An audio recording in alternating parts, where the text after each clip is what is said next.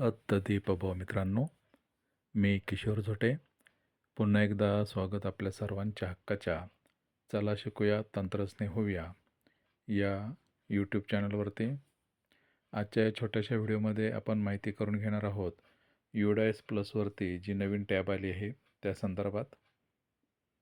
तर चला वळूयात आपल्या लाडक्या क्रोम ब्राउझरकडे आणि क्रोम ब्राउझरवरती आल्यावर आपल्याला टाईप करायचं UDIS प्लस हे येईल, त्याला इथे आपल्याला सर्च करायचं आहे. त्यानंतर अशा पद्धतीने पेज आपल्यासमोर येईल. तिथे पहिली जी लिंक असेल UDIS प्लस त्यावरती आपल्याला क्लिक करायचं आहे निळ्या ह्याच्यातले. त्यानंतर बघा इथे नेहमीप्रमाणे log in for all module यावरती आपल्याला सर्वात आधी क्लिक करून घ्यायचं आहे. त्यानंतर आपलं राज्य इथे निवडायचं आहे. गो या बटनावरती आपल्याला क्लिक करायचं आहे. आता इथे आपल्याला आधी जे सगळे मॉड्यूल दिसत होते त्यामध्ये सगळ्यात प्रथम आता आपल्याला एक नवीन टॅब आलेली आहे. बघा इथे दिसते आपल्याला UDIS plus log in for Maharashtra. निळ्या याच्यामध्ये दिसतं UDIS plus common log in. ही एक नवीन टॅब आपल्याला आलेली आहे. बाकी नेहमीप्रमाणे ह्या सर्व टॅबसुद्धा इथे दिसत आहेत आपल्याला.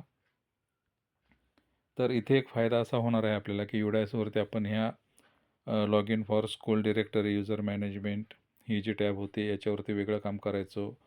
त्यानंतर जर आपल्याला प्रोफाईल अँड फॅसिलिटीमध्ये जर काम करावं लागत असेल तर आपल्याला पुन्हा पहिल्या पोर्टलवरून लॉग आउट व्हावं लागत होतं आणि पुन्हा इथे लॉग इन व्हावं लागत होतं. किंवा याचं काम संपल्यानंतर टीचर मॉड्यूलवर आपल्याला जर काम करायचं असेल तर परत टीचर मॉड्यूलवरती नव्याने लॉग इन व्हावं लागत होतं. आणि स्टुडंट मॉड्यूलवरती जर यायचं असेल तर परत टीचर्स मॉड्यूलमधून किंवा इतर मॉड्यूलमधून लॉग आउट होऊन प्रत्येक मॉड्यूलवरती आपल्याला लॉग इन नव्याने व्हावं लागत होतं.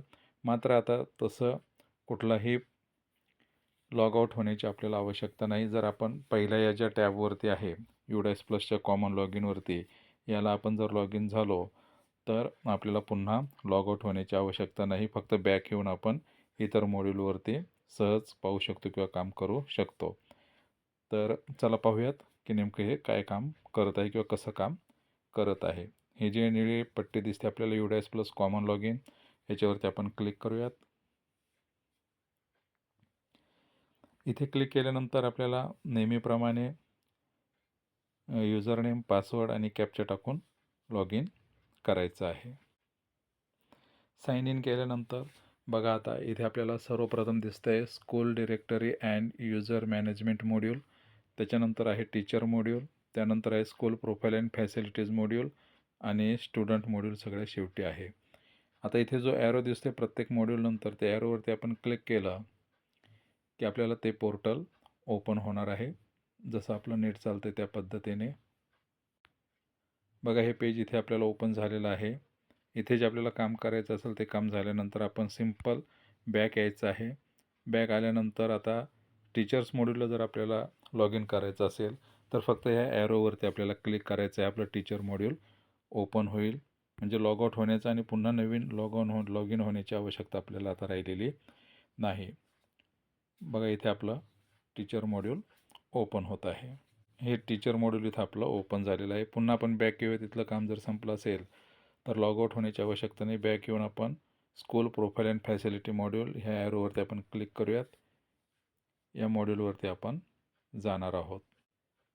परत बॅक येऊया. तिथलं काम संपलं असेल आपलं तर स्टुडंट मॉड्यूलचं हे जे ॲरो आहे या ॲरोवरती आपण क्लिक केल्यानंतर मात्र इथे आपल्याला महाराष्ट्र असं दिसेल, जे स्टेट आपण निवडलेलं असेल ते. आणि त्या खालचा हा जो ॲरो आहे निळी जी पट्टी दिसते लोकेशन, तिथे खाली लोकेशनचं चिन्ह, त्याखाली महाराष्ट्र लिहिलेलं आणि त्याखाली एक ॲरो इथे आपल्याला क्लिक करायचं आहे. हे आपलं नेहमीप्रमाणे स्टुडंट पोर्टलसुद्धा ओपन होणार आहे. जसं आपलं नेट चालतं आहे त्या पद्धतीने थोडासा वेळ लागू शकतो. त्यानंतर आपण बॅक येऊयात परत.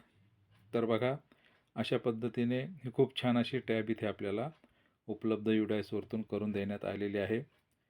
सगळे जे काम आहेत ते आपले हे एका लॉग इनवरतून आता सहज सुंदर होणार आहे. तर नक्कीच या टॅबने आपण लॉग इन होऊन आपण आपले सगळे कामं करूयात. तर या व्हिडिओमध्ये एवढंच. भेटूयात पुन्हा नवीन व्हिडिओमध्ये. तोपर्यंत जय तंत्रज्ञान.